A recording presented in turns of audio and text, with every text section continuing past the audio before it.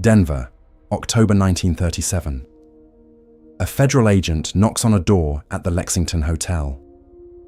Inside, a 58-year-old unemployed laborer named Samuel Caldwell is holding a few marijuana cigarettes and a little over 7 ounces of weed. Within days, a judge sentences him to 4 years of hard labor at Leavenworth and a $1,000 fine, worth around $22,000 today. From the bench, the judge calls marijuana the worst of all narcotics. Worse than morphine, worse than cocaine. Under its influence, he says, men become beasts. Caldwell was the first American ever imprisoned under federal marijuana law. He would not be the last. Over the next 80 years, this country would arrest tens of millions of people for the exact same plant. And here's the part that should stop you cold. Walk a few blocks from that old hotel today, and you can buy that same plant, legally, over the counter, in a store with a cash register and a sales tax. It's a $34 billion industry now. Same plant, same city. The only thing that changed was us. This is where it begins. Long before it was contraband, cannabis was one of the first plants human beings ever bothered to tame. It grows wild across the cool foothills of Central Asia, from the Caucasus to Western China. The best genetic evidence we have says the plant itself evolved somewhere around the eastern Tibetan plateau, tens of millions of years ago, and that humans first domesticated it in East Asia roughly 12,000 years ago. Sit with that number. People were deliberately planting and harvesting cannabis more than 11,000 years before the United States existed as a country. When the Declaration of Independence was signed, this plant had already been a human crop for over 100 centuries. The first cannabis wasn't the dense, frosted flower you'd see in a dispensary jar. Most of it was a tall, tough, fibrous stalk, taller than a man, grown for rope and cloth and oil-rich seed. Chinese farmers were weaving it into fabric and pressing it for oil more than 4,000 years ago. They called the plant Ma. It clothed people. It fed people. It was ordinary in the best possible way, but some of it did something else. And the oldest hard evidence of humans getting high off cannabis comes from a place most Americans have never heard of. The Jirzankhal Cemetery, high in the Pamir Mountains of Central Asia, around 2,500 years ago. Those peaks climb over 24,000 feet. There is nothing in the continental United States that even comes close. Mount Whitney, the tallest, tops out around 14,500. Up there, in the thin cold air, mourners built small wooden braziers, dropped in cannabis with unusually high potency, and burned it during funeral rites. We even have a written eyewitness. The Greek historian Herodotus described a nomadic people called the Scythians doing something similar. Picture it. They'd lean 3 poles together into a little tent, stretch felt over the frame until it was sealed tight, and set a dish of red-hot stones inside. Then they'd crawl under the felt and throw cannabis onto the stones. The enclosed space filled with thick, hot smoke. Herodotus wrote that the Scythians howled with joy. Archaeologists later dug up Scythian graves and found small golden vessels still crusted with the residue of cannabis and opium. The world's first hotbox was a solid gold funeral ritual, and we forgot it for 2,000 years. Here's what almost nobody tells you. For most of recorded history, cannabis wasn't valuable because of what it did to your head. It was valuable because of what you could build with it. Hemp fiber is strong, and it resists salt water. That made it the single most important industrial material of the entire age of sail. Every rope on every ship, every sail, the caulking jammed between the planks, the paper that treaties were written on. If it floated and it carried cargo or cannon, it was held together by cannabis. That's not a small thing. Control of hemp was a matter of national survival for any country with a navy, which meant every serious power on Earth needed a reliable supply. A single warship could swallow tons of it in rope and canvas alone. The plant that would later be treated as a threat to civilization was, for centuries, the thing that made global civilization physically possible. And alongside the fiber ran a quieter story: cannabis as medicine. Ancient Chinese medical texts, some attributed by legend to the Emperor Shen Nong, listed it as a remedy for dozens of ailments. In India, cannabis became something closer to sacred, ground into a green drink called bhang, carried into religious festivals, and honored in ancient hymns as one of a small handful of plants believed to relieve suffering and free the mind.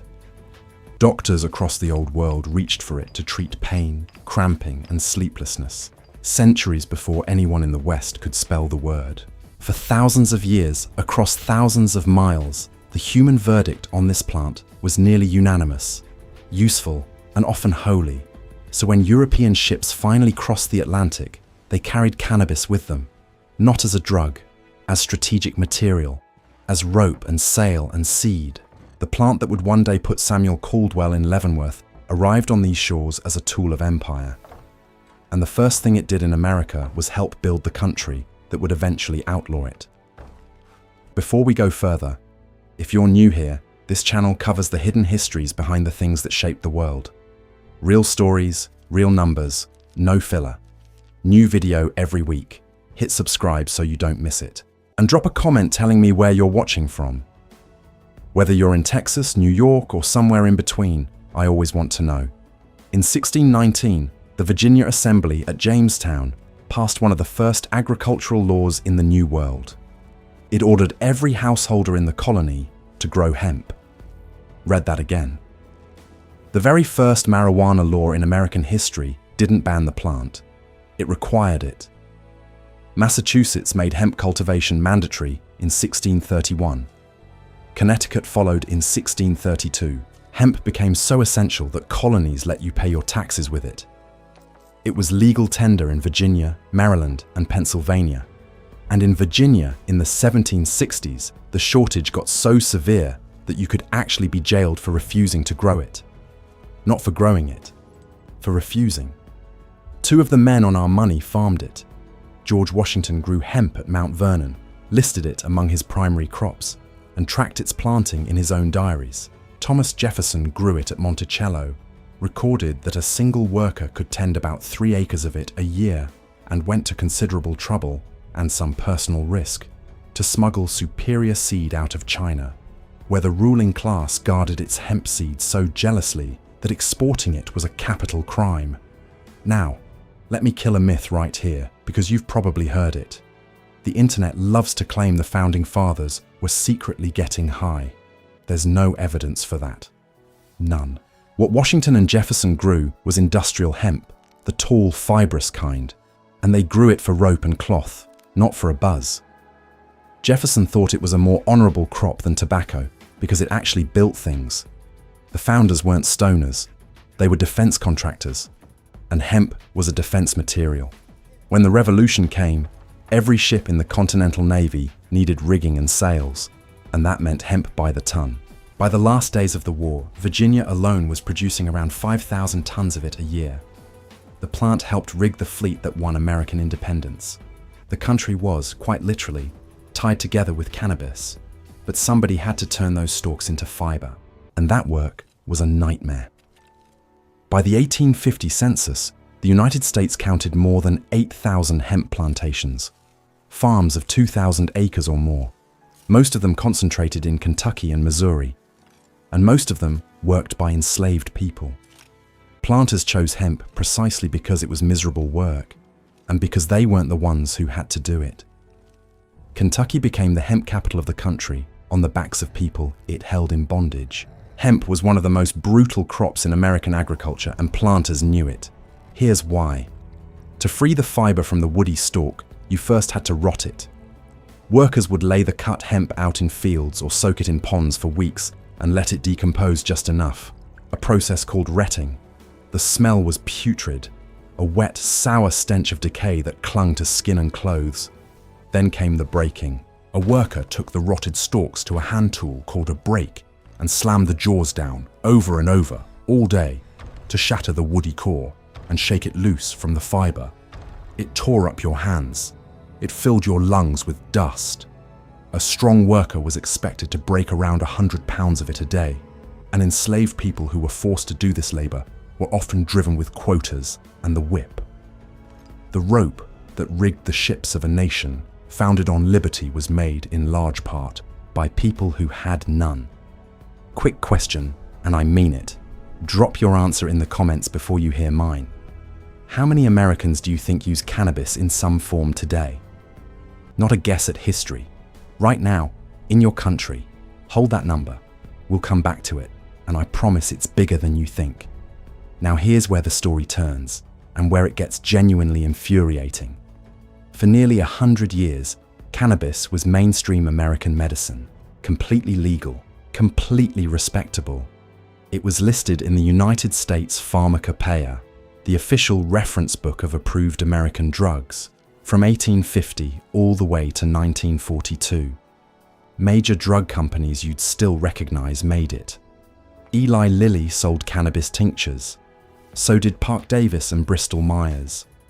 By 1918, American pharmaceutical farms were growing around 60,000 pounds of cannabis a year to keep the pharmacies stocked. Your great-great-grandmother could have been prescribed it for migraines. Then, in the 1910s and 20s, something shifted, and it had nothing to do with medicine. After the Mexican Revolution of 1910, waves of Mexican immigrants crossed into the American Southwest, and they brought with them the habit of smoking cannabis recreationally. To Anglo-Americans, it looked foreign and threatening, and it came with a foreign-sounding name, marijuana. That word matters enormously, and we'll see why in a minute. Then Prohibition ended in 1933, and a federal agency suddenly found itself without a war to fight. The Federal Bureau of Narcotics had been created in 1930 to chase opium and cocaine, but with alcohol legal again, its budget and its future looked shaky. Its commissioner was a hard, ambitious man named Harry Anslinger, and Anslinger needed a new enemy. For a brief moment, cannabis in America sat in two worlds at once, a trusted medicine in the pharmacy and a target being lined up in a federal office. Everybody assumed the medicine would win. It didn't.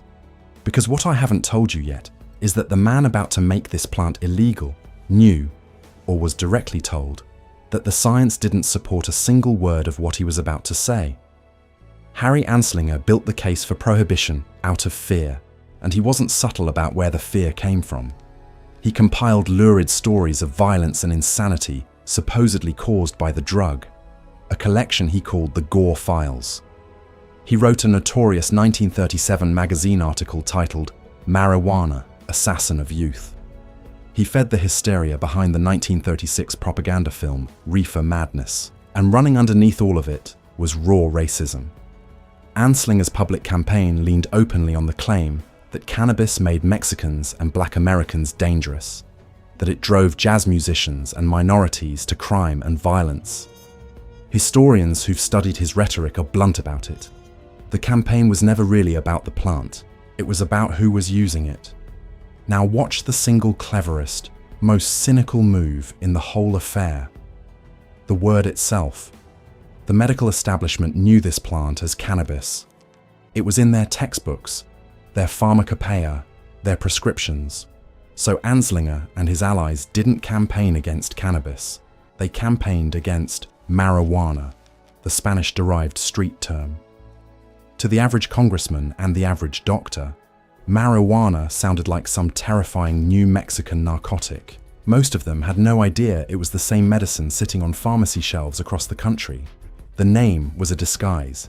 It let the government ban a mainstream American medicine without most of the medical profession even realizing what was on the table. Almost nobody caught it, but one man did. When the Marijuana Tax Act came before Congress in 1937, the American Medical Association sent its legislative counsel, Dr. William Woodward, to testify against it. Woodward told the committee flatly that the claims about addiction and violence were not supported by evidence, that the AMA had never even been properly consulted, and that the law would strangle legitimate medical research. For his trouble, he was accused of obstruction and bad faith and brushed aside. And the law itself was a trap dressed up as paperwork. On its face, the Marijuana Tax Act didn't outlaw cannabis. It just required you to buy a federal tax stamp to handle it legally, but the government made the stamps nearly impossible to obtain.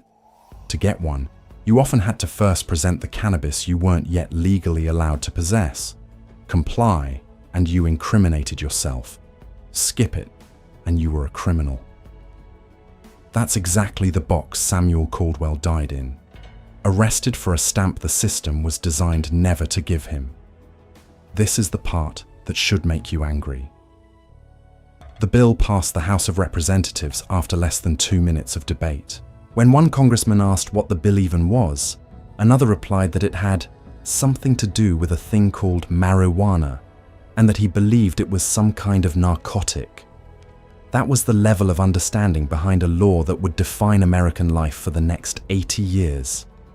A US government agency, over the direct objection of American doctors, banned an American medicine, and most of Congress didn't even know that's what they were doing. For a while, prohibition sat on that shaky 1937 foundation. Then, in 1970, the federal government made it permanent and did it in a way that reveals the whole con. That year, Congress passed the Controlled Substances Act, the law that still governs American drug policy. It sorted every drug into schedules. Schedule I was the worst category, reserved for drugs with high abuse potential and, crucially, no accepted medical use. That's where they put cannabis, right next to heroin, ranked as more dangerous than cocaine and methamphetamine, which landed in Schedule 2. Here's the thing almost nobody knows. Even Congress wasn't sure. They placed cannabis in Schedule the Y as a temporary measure, a placeholder, pending the findings of a commission that would actually study it. President Nixon appointed that commission himself. This decision seemed small at the time. It was not, because in 1972, the commission, the Schaefer Commission, came back and recommended that cannabis be decriminalized. Nixon's own hand-picked experts told him the plant did not belong in Schedule Y, and Nixon rejected it before the report was even published, saying plainly that no matter what the commission recommended, he would not follow it. The temporary placement became permanent, not on the evidence, but on the will of one man who'd already made up his mind, and it created a trap so perfect, it's almost elegant. Schedule I made cannabis nearly impossible to research. Then the government pointed to the lack of research as proof it had no medical value. Illegal because unstudied. Unstudied because illegal. The door locked from the inside, but the truth kept leaking through anyway.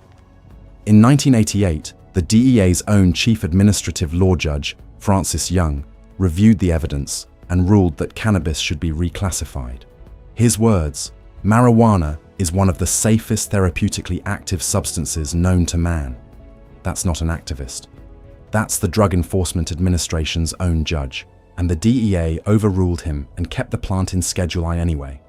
Meanwhile, the machine Anslinger built kept grinding, and it kept grinding along the same lines it always had.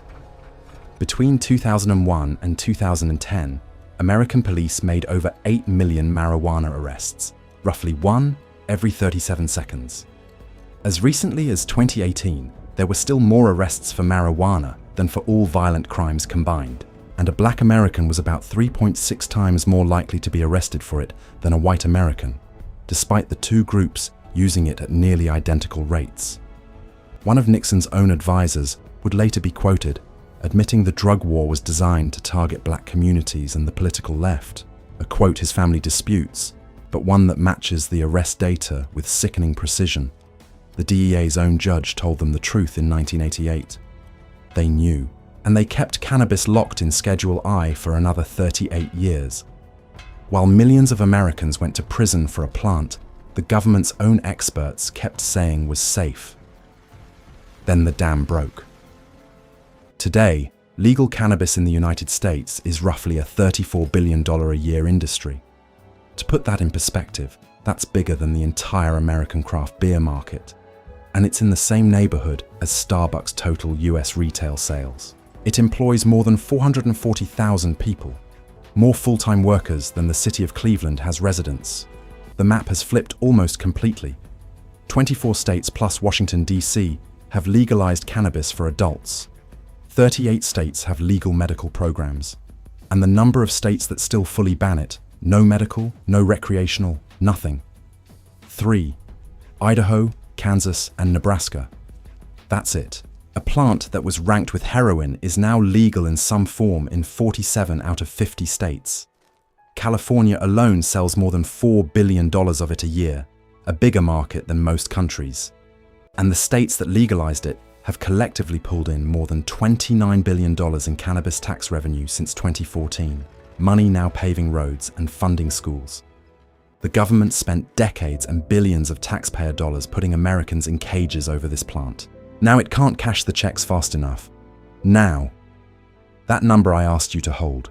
How many Americans use cannabis? Depending on the survey, well over 50 million adults use it in some form, and around 57% of American adults say they've tried it at least once. About 70% now support full legalization. The menace to society is a solid majority of the country.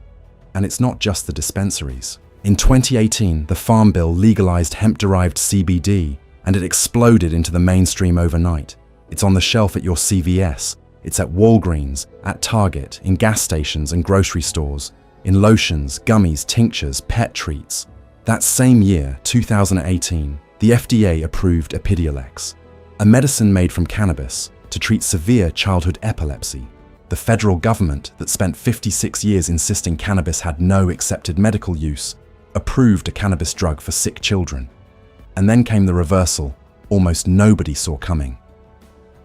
In April of 2026, the federal government moved medical cannabis out of Schedule Y and down to Schedule 3, the same government, the same agency, that had called it as dangerous as heroin for more than half a century. The no accepted medical use plant is now, officially, medicine. Slow down with me for a second, because this is the whole story in one thread. The same plant that rigged the ships of the American Revolution became the plant we sent Americans to prison for. The same plant that was trusted medicine in 1900 became the assassin of youth in 1937. The same plant a federal judge called one of the safest substances known to man in 1988 stayed classified with heroin until 2026. The plant never changed, not once. Its chemistry in the year 500 BCE was the same as it is on the shelf at your local dispensary. Everything that changed, the ban, the fear, the prison sentences, the sudden billion-dollar respectability, happened inside human beings, inside government offices. It was never really about the plant. It was always about who was using it and who profited from the answer. We tell ourselves we live in a country of free markets and honest science and equal justice. Cannabis is a mirror, and it shows you the gap. A medicine was rebranded into a menace with a foreign name so the public wouldn't recognize it. A man went to Leavenworth in 1937 for something that generates billions in legal tax revenue today, and the people who paid the highest price for the lie were never the ones who made money when the truth finally won. So here's my honest question, and I'd love your answer. How many things in your life right now, legal or illegal, celebrated or condemned, are that way not because of what they are, but because of a decision someone made about who gets to use them? Have you ever been told something was dangerous, only to watch the same people quietly cash in on it later? Drop it in the comments. I read every single one. If this is the kind of story you want more of, the real history behind the things that run your life, subscribe. Hit the like button. It tells me you want to keep going deeper. And share this with someone who thinks they already know how the world works. The next time you're standing in line at CVS and you see a little display of CBD gummies next to the register, cheerful packaging, a few bucks, nobody blinks. Remember that a man died a felon for that plant, that millions were arrested for it, and that the only thing separating the prison cell from the checkout counter was a story we told ourselves about who deserved to be afraid. Same plant, same country. We just finally decided to call it medicine, and now you can't unsee it.